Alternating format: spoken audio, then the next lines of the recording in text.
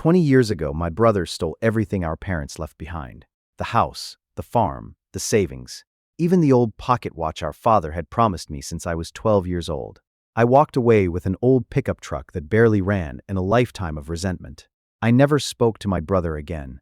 For 20 years, I told anyone who asked that he was dead to me. Then, on a rainy Thursday evening, someone knocked on my front door. I opened it, expecting a package. Instead, I found my brother standing there. Ryan looked nothing like the man I remembered. His hair had turned almost completely gray. His shoulders were bent. His face looked tired, in a way that only years of carrying something heavy can make a person look. He wasn't carrying luggage. He wasn't asking for money. He was holding a small steel lockbox with both hands. For several seconds, neither of us said a word. Finally, he looked at me and quietly said, "You were never supposed to hate me." I almost laughed. "You've got the wrong house. I know exactly whose house this is. You should leave." "I will." He nodded toward the box. "But first, you need to know what really happened after Dad died." I stared at him. 20 years. Not a phone call. Not a birthday card. Not even a funeral when our mother passed away 8 years later. And now he wanted to explain everything? No. I started closing the door. His next sentence stopped me. "I found Dad's real will." My hand froze on the doorknob. Ryan slowly lifted the steel box. "I've been looking for it for 19 years. The rain fell harder between us. I could hear water dripping from the porch roof. Still, neither of us moved. "I don't believe you." "You shouldn't." "I wouldn't. But you'll believe what's inside." I looked at the box. Old. Scratched. Heavy. The kind people keep important things in for decades. "You've got 5 minutes." He shook his head. "I don't." "What does that mean?" "I've got pancreatic cancer." His voice never changed. No drama. No attempt to make me feel sorry for him. "They gave me maybe 2 months." I searched his face for any sign he was lying. I couldn't find one. "I didn't come here because I'm dying. I came because I waited too long while I was alive." Silence settled between us. Finally, I stepped aside. 5 minutes. Ryan walked inside. It was the first time he'd entered my home. The first time we'd been under the same roof in exactly 20 years. I led him into the kitchen. He carefully placed the steel box on the table but didn't open it. Instead, he looked around the room. "You always wanted a place with a big kitchen." I didn't answer. He noticed a framed photograph on the counter. "My daughter Emma, graduating from college. She's beautiful. You don't get to talk about my family." He nodded. "Fair enough." Another long silence. Then he reached into his coat pocket and placed a single key beside the box. "I don't want you to forgive me." "I won't." "I know. I just need you to know. I didn't steal your inheritance." I leaned back in my chair. "Really? You expect me to forget watching you walk out of the lawyer's office with every document Dad owned?" "I remember. You sold the farm." "Yes." "You sold the house." "Yes." "You emptied every account." "Yes." "And somehow, you didn't steal anything?" He closed his eyes for a moment. "No. I stole something much worse." That wasn't the answer I expected. "What does that even mean?" He looked at the old lockbox. "I stole 20 years." Before I could ask another question, he pushed the key across the table toward me. "Open it."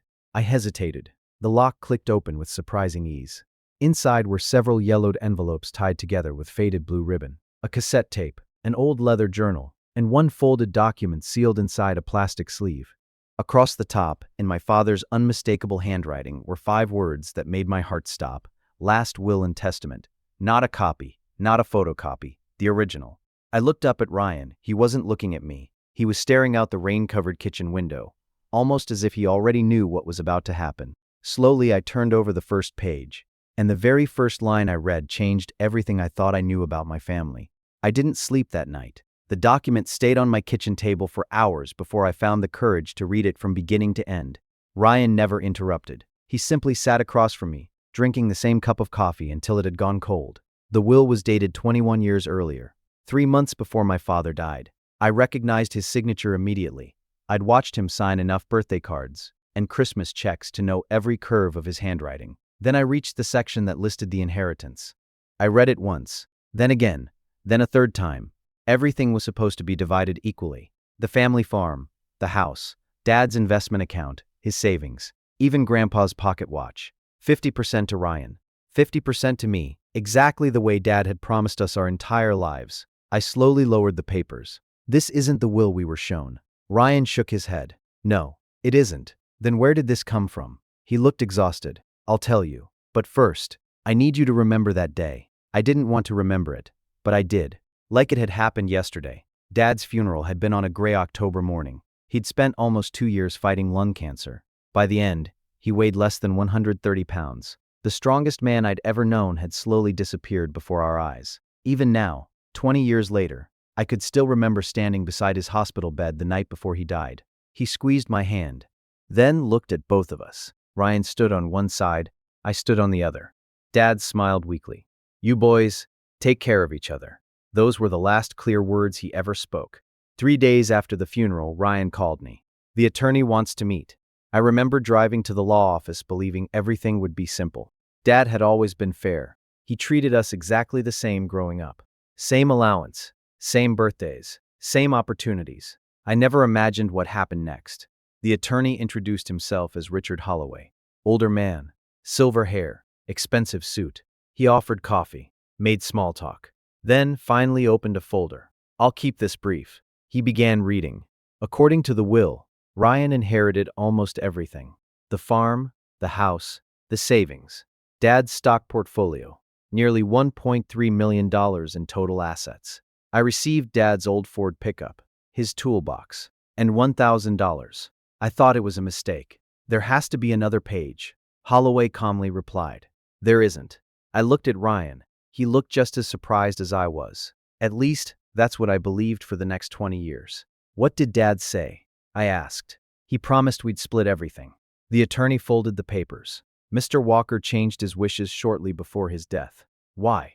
I wasn't present for those conversations. I turned toward Ryan. Did you know about this? He hesitated, just for a second, then quietly answered, no. At the time, I believed that hesitation meant guilt. Today, sitting across from him in my kitchen, I realized it might have meant something else entirely. Ryan looked down at his hands. I wanted to argue. You didn't. I know. You walked out with everything. I did. You sold the farm 6 months later. I had to. My anger came back all at once. You didn't have to. You chose to. No. He looked directly into my eyes. I thought I was protecting us. I laughed. Protecting us? You left me with nothing. He slowly reached into the lockbox again. This time he removed a thin brown envelope. Across the front someone had written, personal, do not destroy. Ryan slid it toward me. It arrived 4 months after Dad died. Who sent it? The attorney. I frowned. What? He said he'd found additional paperwork. So why didn't you show me? Because. Ryan stopped speaking. His hands were shaking. For the first time all evening, I realized it wasn't just from illness. It was fear. The kind that had been growing for decades. I opened it alone. And? He swallowed hard. Inside was a letter. From Dad? No. From Richard Holloway. What did it say? Ryan looked away. He wanted $500,000. I stared at him. What? He said if I ever questioned the will, he'd make sure I lost everything. The kitchen fell completely silent. I couldn't process what I'd just heard. That doesn't make any sense. It didn't to me either. He claimed Dad owed him money. He claimed there were private agreements. He threatened lawsuits. He threatened tax investigations. He threatened to take the farm. So what did you do? Ryan closed his eyes. The biggest mistake of my life. He looked at me. I believed him. I wanted to call him a liar. I wanted to throw him out of my house. But then he reached into the box one more time. This time he handed me the original letter. The paper was yellow with age. The signature at the bottom read exactly one name, Richard Holloway, and taped to the back of the letter was a small handwritten note in Ryan's handwriting. Dated 19 years earlier. Just 6 words. I don't know what to do. Ryan's note kept me awake until sunrise. I don't know what to do. 6 words, written almost 20 years earlier. If he had planned everything from the beginning, don't. Why would he write that? I looked across the kitchen. Ryan had fallen asleep in the chair. He looked exhausted. Older than 56, older than someone who still had months left to live. For the first time since he'd shown up at my door, I wasn't looking at the man I hated. I was looking at someone carrying something that had slowly destroyed him. Around 7 that morning, he opened his eyes. I should go. No. He looked surprised. We're not finished. He nodded. I know. I held up the letter. If Holloway blackmailed you, why didn't you come to me? I almost did. When? The next day. He rubbed his forehead. I even drove to your apartment. You lived on Oak Street back then. You remember? I remember everything.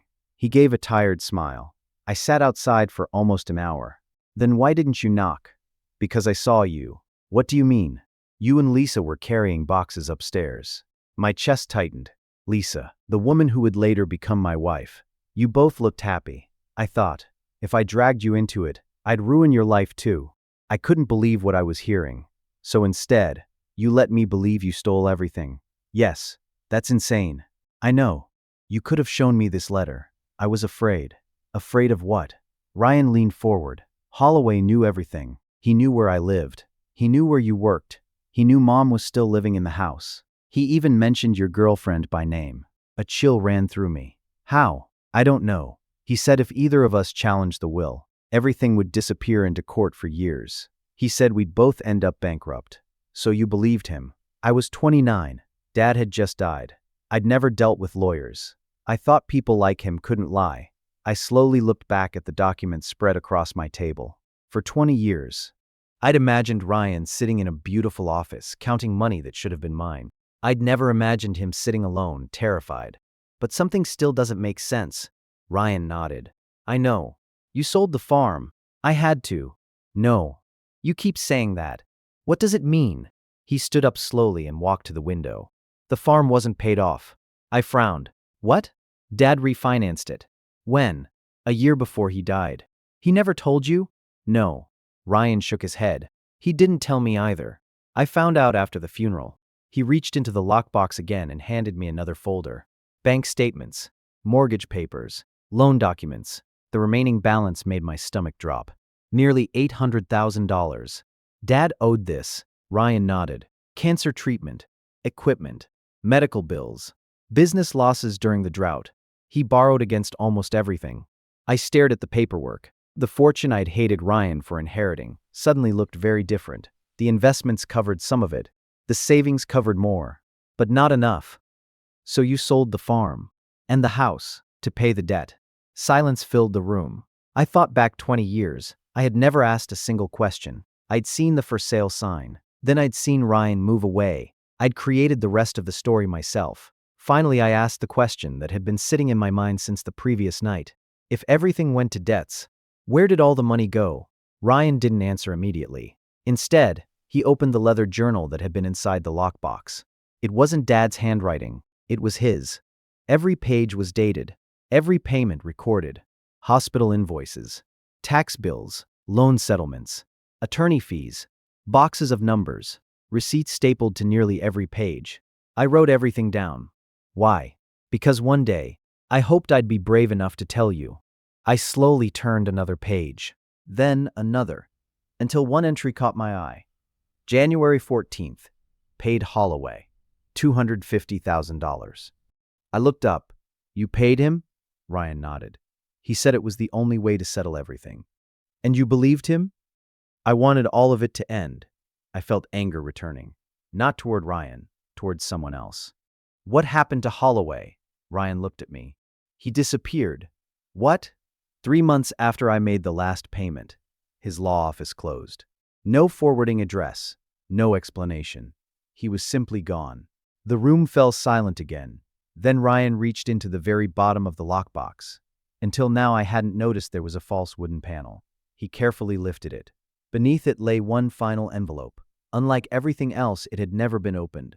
Across the front, in my father's handwriting, were 2 names, for Nathan and Ryan, open together. Ryan looked at me. I've waited 20 years. I couldn't bring myself to open it alone. I stared at the envelope, then back at my brother. For the first time since he'd knocked on my door, I believed he was telling me the truth. But I also knew whatever was inside that envelope was about to answer the one question neither of us had been able to escape for 20 years. Why had our father hidden it? Ryan looked at the envelope for a long time before either of us touched it. I found it 3 weeks ago, he said quietly. Where? In Dad's old toolbox. I frowned. The one he left me? Ryan nodded. I bought it back. You bought it? The man who bought your pickup 20 years ago still had it. That caught me completely off guard. My truck? I tracked it down. Why? Because I started believing Dad hid something. I looked at the envelope again. 20 years. It had been sitting inside a toolbox that had belonged to me all along. If Ryan hadn't found the man who owned that old truck, Neither of us would ever have known it existed. You open it, I said. He shook his head. No. Dad wrote both our names. So we both open it. Together, we carefully broke the old seal. Inside was only a single handwritten letter. No legal documents. No hidden deed. Just 4 pages folded neatly together. I recognized Dad's handwriting immediately. Ryan began reading aloud. Nathan, Ryan, if you're reading this together, then something has gone very right. If you're reading it separately, then something has gone terribly wrong. I felt my chest tighten. Ryan continued, by the time you find this letter, I probably won't be here to explain my decisions. There is one thing I need both of you to know. Richard Holloway is no longer my attorney. Ryan stopped reading. He looked at me. Keep going. His voice sounded different now, almost nervous. He continued. 6 months ago, I discovered that money had disappeared from my accounts. At first, I blamed my own memory. Then I blamed my illness. Eventually, I hired another accountant. He found transactions I never approved. I looked at Ryan. Neither of us spoke. He kept reading. Richard insists they're misunderstandings. I don't believe him anymore. I've already begun preparing a new will through another law firm. If anything happens before it's completed, do not trust any document presented by Richard Holloway. The room became completely silent. I slowly sat back in my chair. Dad had known. Not everything, but enough. Ryan finished the next paragraph. The original draft divides everything equally. Exactly as I've always promised. Neither of you has done anything to deserve more than the other. You are both my sons. I closed my eyes. 20 years. 20 years of believing Dad had chosen between us. He never had. Ryan continued reading. If Richard gives you anything different, challenge it. Immediately. If he pressures either of you, stay together. He can only win if he separates you. Ryan couldn't continue. His voice broke. He handed me the letter. I finished reading the last page myself. Money comes and goes. Land can always be bought again. But if someone convinces you to stop being brothers, that is something you'll never get back. Promise me you'll protect each other. Love, Dad. For several minutes, neither of us moved. The only sound was rain tapping softly against the kitchen window. Finally, I looked at Ryan. You never saw this? He slowly shook his head. No. I spent 20 years believing Dad wanted me to have everything. And I spent 20 years believing you wanted everything. Ryan laughed bitterly. Looks like we were both wrong. Something still bothered me. I looked back at the letter. Wait. Ryan looked up. Dad says he hired another law firm. So, if Holloway wasn't supposed to handle the final will, where did the real one go? Ryan stared at me. I've been asking myself that same question. I suddenly stood. The accountant. What? Dad mentioned another accountant. If someone discovered the missing money, there has to be records. Ryan slowly nodded. I already looked. And he disappeared. What do you mean disappeared? He retired 2 weeks after Dad died. No forwarding address. No public office. No interviews. Nothing. I felt a knot forming in my stomach. So both the lawyer and the accountant vanished. Ryan nodded once, within months of each other. Before either of us could say another word, my phone rang. An unknown number. I almost ignored it. Almost. Instead, I answered. Hello? A woman's voice spoke calmly. Is this Nathan Walker? Yes. My name is Sarah Bennett. I think I have something that belonged to your father. I frowned. What are you talking about? There was a brief silence. Then she said something that made every hair on my arm stand up. My grandfather was Richard Holloway. And before he died, he told me to find the Walker family. I didn't sleep that night. Sarah Bennett had agreed to meet us the following morning at a small cafe about 30 minutes away. She refused to explain anything over the phone. I promised my grandfather I would only hand it over in person. That was all she'd say. Ryan and I drove there in silence. It felt strange sitting beside him after 20 years. Not because we suddenly trusted each other, because neither of us knew what to believe anymore. Sarah arrived carrying a worn leather briefcase that looked older than both of us. She couldn't have been more than 30. After introducing herself, she placed the case on the table. My grandfather died 6 months ago. I'm sorry, I said. She nodded. He wasn't a good man. Neither Ryan nor I answered. She continued. I didn't understand what he meant until I started cleaning out his office. She opened the briefcase. Inside were dozens of old folders, everyone labeled with a different family name. The Walkers were only one of many. She carefully pulled ours out. My grandfather left me a letter. She unfolded a single page. He wrote, "If anyone from the Walker family ever finds you, give them everything." Ryan leaned forward. "Why?" She looked directly at him. "Because he said he'd stolen enough from your family." The cafe suddenly felt much quieter. Sarah handed us another envelope. This one contained copies of bank transfers, canceled checks, property records. Then one document stopped me cold. A ledger. Handwritten every payment Richard Holloway had secretly received over nearly 10 years. Not just from our family. Dozens of families. Some amounts were small. Others reached hundreds of thousands of dollars. Ryan quietly whispered, "My God." Sarah nodded. My grandfather wasn't just changing wills. He was creating fake debts. What? He'd convince grieving families that the deceased owed taxes, private loans, legal fees, anything people couldn't easily verify. They pay because they were afraid. Ryan slowly looked down. Just like I did.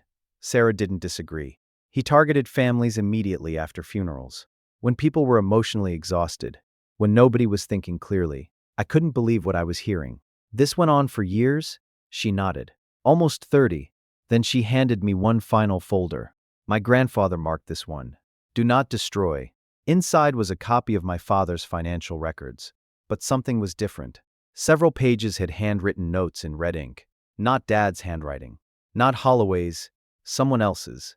At the bottom of one page was a signature. Michael Reeves, CPA. Ryan immediately looked at me. The accountant. The one who had supposedly disappeared. Sarah nodded. "He didn't disappear." "What do you mean?" "He reported everything." I frowned. "Then why wasn't Holloway arrested?" She took a slow breath. "Because Michael Reeves died in a car accident 3 days before he was scheduled to testify." Ryan's face turned pale. "Accident?" Sarah hesitated. "The police called it an accident." The three of us sat in silence. She finally spoke again. "My grandfather wrote something else." She unfolded another sheet. "I've never shown this to anyone." She read aloud. "I never intended to become a thief." The first forged document was supposed to solve one financial problem. The second was easier. The third easier still. Eventually I stopped seeing families. I only saw numbers. She lowered the paper. "He admitted everything, but only after he knew he was dying." Ryan stared at the table. "So all these years, Dad was telling the truth." "Yes. And Nathan hated me because I stayed quiet." I looked at him. "No. I hated you because you let me." He nodded. "I know.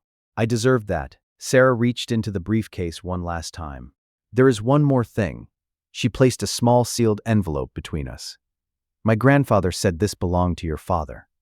Across the front was my father's handwriting. Not mine, not Ryan's, just 2 words. "Open last." Neither of us moved. Slowly I broke the seal. Inside was a folded sheet of paper. It wasn't a legal document. It wasn't about money. It was a letter my father had written just weeks before he died. Only this one wasn't addressed to us. It was addressed to Richard Holloway. The first sentence made my heart stop. "Richard, if you're reading this after my death, then you ignored the deal I offered you." I read the first sentence 3 times before I could continue. "Richard, if you're reading this after my death, then you ignored the deal I offered you." I read the first sentence 3 times before I could continue. "Richard, if you're reading this after my death, then you ignored the deal I offered you." Ryan leaned closer. "So Dad knew." I nodded slowly. "He knew more than we thought." I kept reading. I know you've been stealing from my accounts. I know you've been changing documents for other families. I've gathered enough evidence to destroy your career, but I also know you'll do anything to protect yourself." My heart was pounding. Dad hadn't been suspicious. He'd known. The next paragraph explained everything. "I've placed copies of every document with someone you don't know. If my sons receive the inheritance exactly as I've instructed, those copies will be destroyed. If they don't, everything will eventually become public." Ryan looked at me. "So he trapped him." I slowly nodded. That was the plan. But then I reached the final page. The handwriting had become weaker, almost shaky. "If you're reading this letter, then I failed." Which means my boys are probably blaming each other instead of the man truly responsible. I couldn't read for a few seconds. 20 years. 20 years wasted because one man had counted on grief turning into anger. Ryan quietly asked, "What else does it say?" I forced myself to continue. "Nathan, Ryan, if you're standing together while reading this, then you've already done the one thing I hoped for. You've found each other again. I looked at my brother. Neither of us said a word. Dad had written those lines without knowing whether we'd ever read them, without knowing if either of us would still be alive. Yet somehow, he understood exactly what would happen. People rarely steal money alone. They steal trust first. The rest comes naturally. Sarah carefully closed the briefcase. My grandfather left one final instruction. What was it? Ryan asked. He wanted every family I could find to receive copies of their files. Have you found many? 9. And us? You were the last. Over the following months, investigators reopened several old probate cases. Some families recovered money. Others didn't. Richard Holloway had hidden his tracks too well. Most of the stolen assets had disappeared decades earlier. His estate wasn't worth enough to repay everyone. Justice came, just very late.